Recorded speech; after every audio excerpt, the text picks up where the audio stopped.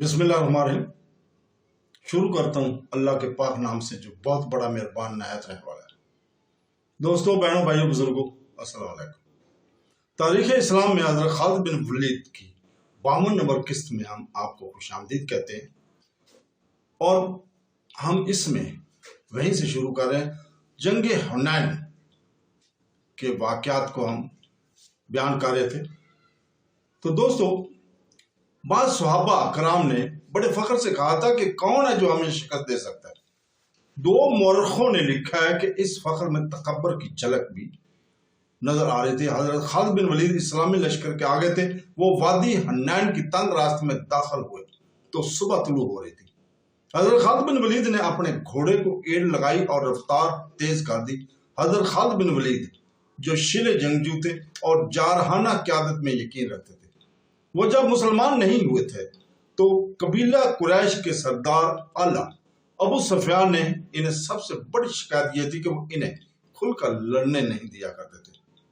इनके कबूल इस्लाम की एक वजह यह भी थी कि उन्होंने रसूल पाक सल्लल्लाहु अलैहि वसल्लम की अस्करी क़यादत में वो जज्बा देखा था जो इन्हें पसंद है। हजरत खालिद बिन वलीद ने कबूल इस्लाम से पहले अकरमा से भी कहा था कि मेरे अस्करी जज्बे और मैदान जंग में जारहाना अंदाज की कदर सिर्फ मुसलमान ही कर सकते हैं।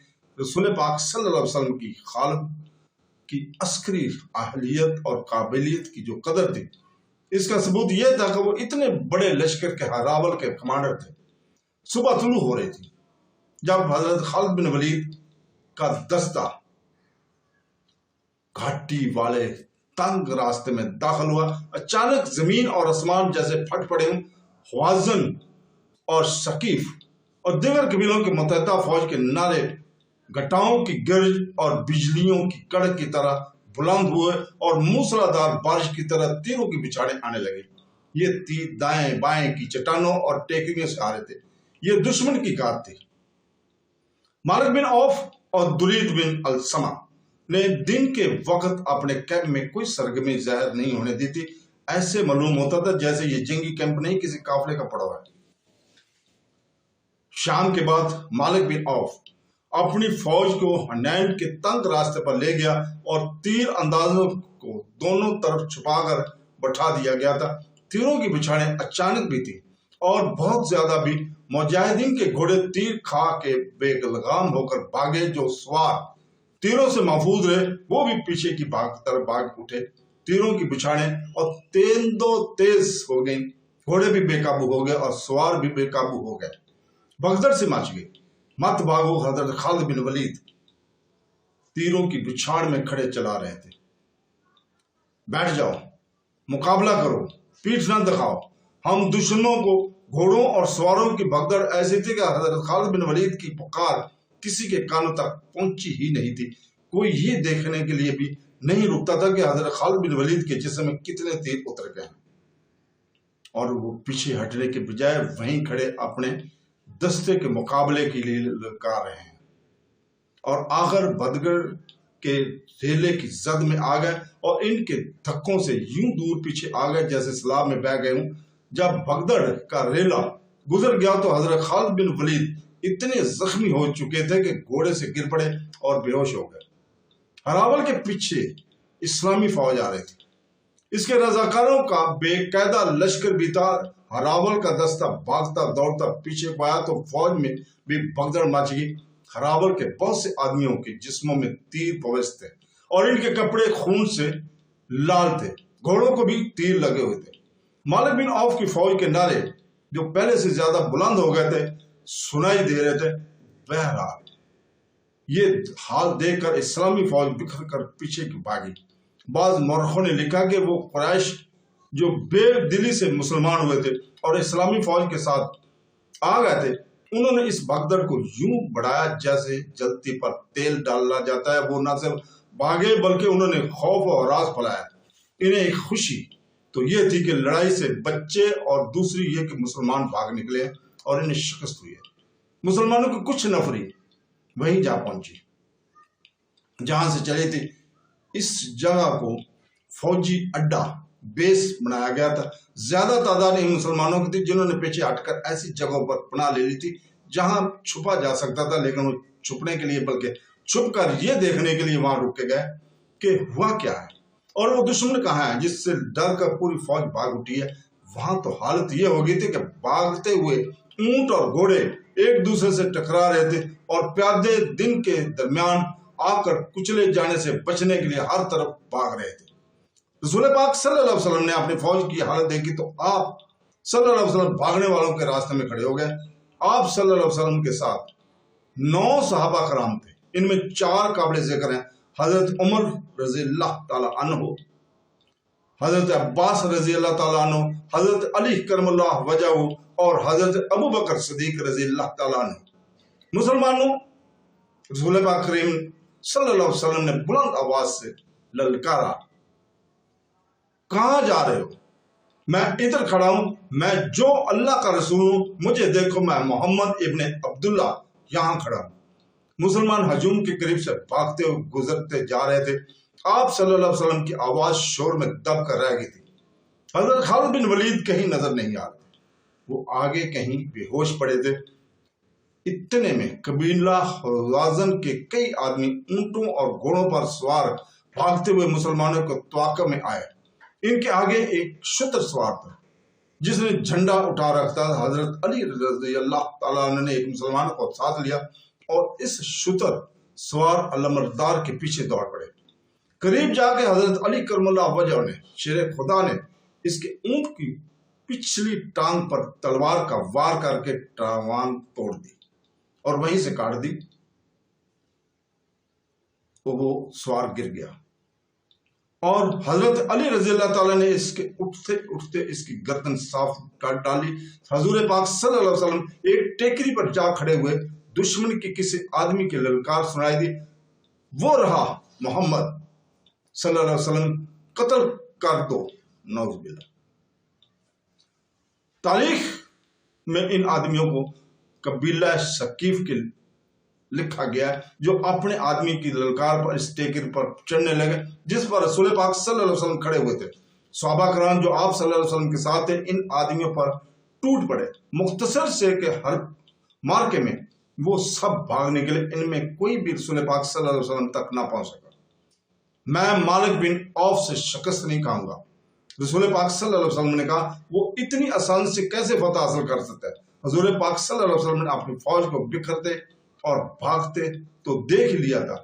آپ صلی اللہ علیہ وسلم دشمن کو بھی دیکھ رہے تھے، بلکہ دشمن کو زیادہ دیکھ رہے تھے۔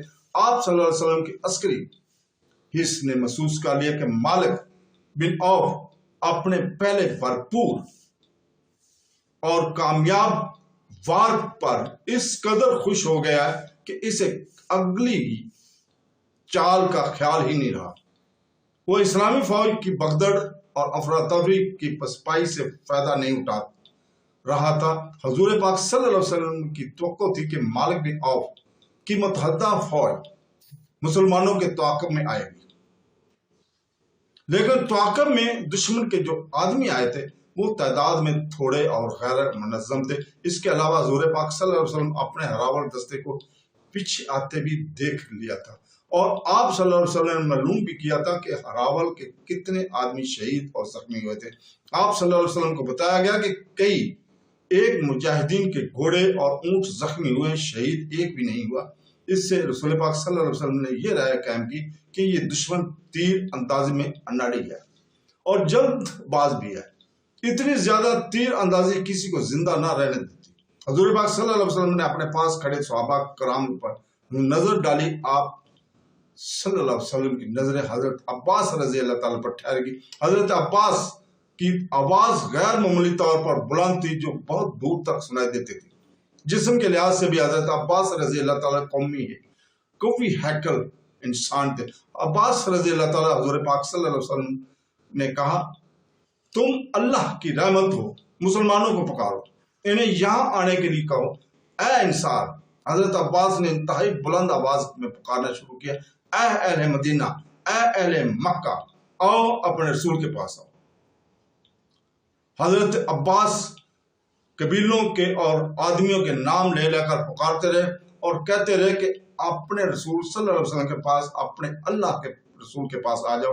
سب سے پہلے انصار آئے، ان کی تعداد معمولی تھی، लेकिन एक को देखकर दूसरा आता चला गया। मक्का के कुछ दूसरे कबीलों के लोग भी आ गए, इनकी तादाद 100 होगी। रसूल पाक सल्लल्लाहु अलैहि वसल्लम ने देखा कि कबीला हवाज़न के बहुत से आदमी पसपा हुए मुसलमानों की तरफ दौड़ते आ रहे थे। आप सल्लल्लाहु अलैहि वसल्लम ने इनकी 100 मुजाहिदीन को दुश्मन के इन आदमियों पर हमला करने का हुक्म दिया। मुजाहिदीन इनके अकब से इन पर टूट पड़े। हवाज़न के आदमी बौखला गए और मुकाबले के लिए संभलने लगे, लेकिन मुजाहिदीन ने इन्हें संभलने की मोहलत ना दी। इनमें से बहुत से भाग निकले, इनके जख्मी और हलाक होने वाले पीछे रह गए। वो तो अचानक ऐसे हालात पैदा हो गए थे कि मुजाहिदीन में भगदड़ मच गई, वरना वो हमेशा अपने से कई गुना ज्यादा दुश्मन से लड़े और फातह और कामरान रहे। उन्होंने देखा कि हजरत अब्बास रजी अल्लाह ताला की पुकार पर मुसलमान रसूल पाक सल्लल्लाहु अलैहि वसल्लम के हुजूर इकट्ठे हो रहे हैं और दुश्मन मुसलमानों के छोटे से ग्रोह की जवाबी हमले को भी बर्दाश्त नहीं कर सका। और उन्होंने ये भी देखा कि हवाज़न और सकीफ इनके तवाक़े में नहीं आ रहे, तो कई हजार मुजाहिदीन वापस आ गए। रसूल पाक सल्लल्लाहु अलैहि वसल्लम ने इन्हें फौरन मुनज़्ज़म किया और दुश्मन पर हमले का हुक्म दिया। हजरत खालिद बिन वलीद लापता थे, किसी को होश नहीं था कि देखा कि कौन लापता है और कौन कहाँ है।